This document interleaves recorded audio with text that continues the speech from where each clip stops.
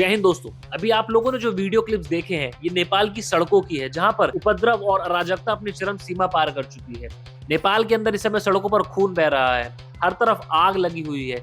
ऐसे क्या कारण है दोस्तों कि जो नेपाल कुछ महीने पहले तक बहुत हंसता खेलता सद्भावना के साथ जीता हुआ दिखाई दे रहा था, आज वहां पर लोग अपनी जान बचाने के लिए मजबूर हो गए हैं। वहां के जो मंत्री हैं, जो प्रधानमंत्री हैं और बड़े बड़े जो कैबिनेट के नेता हैं, वो अपनी जान बचाने के लिए जद्दोजहद करते हुए दिखाई दे रहे हैं। कैसे ही कुछ समय के अंदर प्रधानमंत्री समेत वहां के 10 मंत्रियों ने अपना इस्तीफा दे दिया।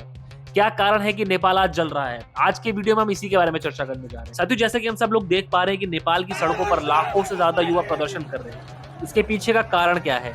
दरअसल 4 सितंबर 2025 को अचानक से एक अनाउंसमेंट होती है सरकार द्वारा, जिसके अंदर 26 सोशल मीडिया प्लेटफॉर्म्स को बैन कर दिया जाता है, जिसमें कि majorly Facebook, Instagram, WhatsApp, YouTube और एक्स समेत कई सारे इंटरनेट प्लेटफॉर्म शामिल हैं।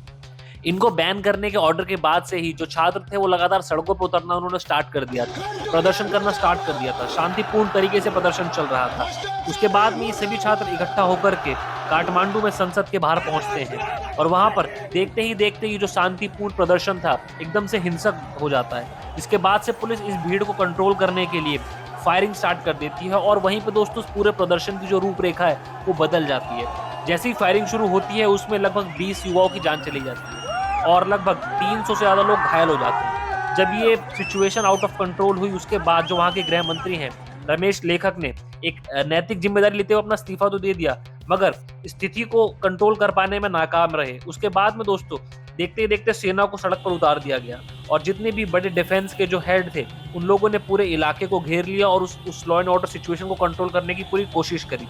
लेकिन उसके बावजूद लोग लगातार सड़कों पर उतरते रहे और सिचुएशन बद से बदतर होती चली गई। पूरे नेपाल में चारों तरफ आग जलने की खबरें आनी शुरू हो गई। कई लोगों के मरने की खबरें भी सामने आ रही। इसी दौरान जो वहां के प्रधानमंत्री थे केपी शर्मा ओली, उन्होंने हिंसा के लिए कुछ घुसपैठियों को जिम्मेदार ठहराया।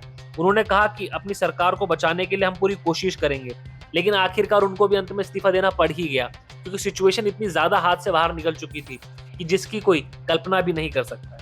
नेपाल में इस आंदोलन की तस्वीर जिसने भी देखी वो चौंक गया, क्योंकि ये उस तरह की सिचुएशन है जो हमने 1 साल पहले बांग्लादेश में देखी थी, उससे कुछ समय पहले हमने श्रीलंका में देखी थी, उसके कुछ समय पहले हमने पाकिस्तान में देखी थी। तो एशिया के अंदर दोस्तों ये एक पैटर्न सा चलता हुआ दिखाई दे रहा है, जो कि अपने आप में एक पहेली सी बन करके रह गया। जो बड़े बड़े पॉलिटिकल एनालिस्ट हैं, जो दुनिया भर की जो पॉलिटिकल सिचुएशंस को एनालाइज करते हैं, वो भी इस पैटर्न को समझ नहीं पा रहे हैं कि एक्चुअल में एशिया में ऐसा क्या हो रहा है और क्यों हो रहा है। इस पूरे की पूरे आंदोलन के दौरान सबने देखा कि बड़ी संख्या में युवक बाहर निकल करके सड़कों पर आए और ये जानने में लोगों की दिलचस्पी बढ़ी कि आखिर इस आंदोलन के पीछे का चेहरा कौन है।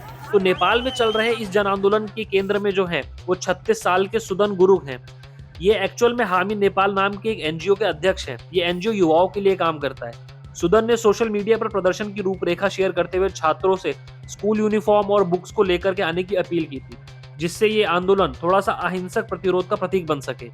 सुदन गुरुङ ने 8 सितंबर के आंदोलन के लिए जेनजी से अपील करते हुए कहा, अपने इंस्टा पोस्ट पे उन्होंने बल्कि लिखा भी था कि भाइयों और बहनों, सितंबर 8 सिर्फ दूसरा दिन ही नहीं है, ये वो दिन है जब हम नेपाल के युवा उठेंगे और कहेंगे अब पर्याप्त हो गया।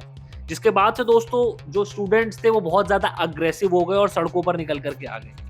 इसके अलावा जो सुदन गुरुङ थे उन्होंने ये भी लिखा कि हम अपनी आवाज को उठाएंगे, मुट्ठियां भींचेंगे और हम एकता की ताकत दिखाएंगे। मगर किसी ने सोचा नहीं था कि गुरुङ की पहल से शुरू हुई रैलियां इतनी तेजी से फैलेंगी कि सोशल मीडिया ब्लैकआउट और इंटरनेट प्रतिबंधों के बावजूद भी युवा सड़कों पर बहुत बड़ी संख्या में उमड़ जाएंगे। संसद भवन की बैरिकेड तोड़ करके प्रदर्शनकारी अंदर घुसने लगे, जिसके बाद सरकार के आदेश पर पुलिस ने छात्रों को निशाना बना करके फायरिंग शुरू कर। तो साथियों, इस समय नेपाल के अंदर जो भी घट रहा है उसका जो सेंटर ऑफ अट्रैक्शन है वो सुदन गुरुङ को माना जा रहा है। सिर्फ इतना ही नहीं बल्कि नेपाल के लोगों ने आज सुदन गुरुङ को जेनजी यानी कि जो जनरेशन जेड की आवाज तक कह दिया। लेकिन उनका आंदोलन सिर्फ युवाओं तक सीमित नहीं है। काठमांडू से लेकर पोखरा, बुटवल, विराटनगर और दमक तक हर वर्ग के लोग इस संघर्ष में शामिल हो चुके हैं। अब जैसा कि हम लोगों ने पहले भी बताया कि पिछले कुछ सालों के पैटर्न को अगर हम उठाएं तो एशिया के अंदर ये जो घटनाएं हैं बहुत ज्यादा कॉमन हो गई है। लास्ट ईयर हमने देखा था शेख हसीना की सरकार को गिरा दिया गया बांग्लादेश में, उसके पहले श्रीलंका में भी सेम चीज हुई थी और उसके कुछ समय पहले इमरान खान के समय पे भी सेम चीज हुई थी। तो दोस्तों एशियाई कंट्रीज के अंदर ये जो सिचुएशंस हैं, ये जो लॉ एंड ऑर्डर एक के बाद एक हर साल के अंदर हम लोग देख रहे हैं कि हर देश के साथ सेम ही पैटर्न देखने को मिल रहा है। तो शायद इससे देख करके कुछ लोगों ने ये अटकलें भी लगाई है कि इसके पीछे शायद कुछ वेस्टर्न कंट्रीज हो सकते हैं, क्योंकि जिस तरीके से आज के डेट में हम देख रहे हैं कि पूरे जियोपॉलिटिकल सिचुएशन बहुत ज्यादा इम्बैलेंस्ड हो चुकी है। हर तरफ हर कोई अपनी-अपनी शक्ति प्रदर्शन करने में लगा हुआ है। जिस तरीके से हमने देखा रशिया और यूक्रेन वॉर को, उसके बाद में इज़राइल को देखा, फिलिस्तीन को देखा। ये दोस्तों जो पूरा का पूरा पैटर्न है पूरी दुनिया के अंदर इस समय एक पावर गेम का एक बहुत ही बड़ा शक्ति प्रदर्शन देखने को मिल रहा है। हर कोई अपनी पावर को दिखाने की कोशिश कर रहा है। तो कहीं न कहीं कुछ लोगों का ये भी मानना है कि जो पूरा का पूरा इवेंट घट रहा है नेपाल के अंदर, इसके पीछे भी शायद कुछ ऐसे लोग शामिल हो सकते हैं जो एशियाई कंट्रीज के अंदर जो सिचुएशन है उसको अच्छे तरीके से नहीं देखना चाहते। अब आने वाले समय में दोस्तों ये देखना होगा कि नेपाल में शांति कब तक स्थापित हो पाती है। क्या सरकार के बदलते हुए नए चेहरों में सुदन गुरंग को भी जगह मिल पाएगी? क्योंकि जिस तरीके से सुदन गुरंग ने इस पूरे के पूरे आंदोलन के अंदर अपनी पॉपुलैरिटी को बहुत तेजी से आगे बढ़ाया है, ऐसी अटकलें भी लगाई जा रही हैं कि आने वाले समय में सरकार के अंदर सुदन गुरंग की एक बहुत बड़ी भूमिका को देखा जा सकता है।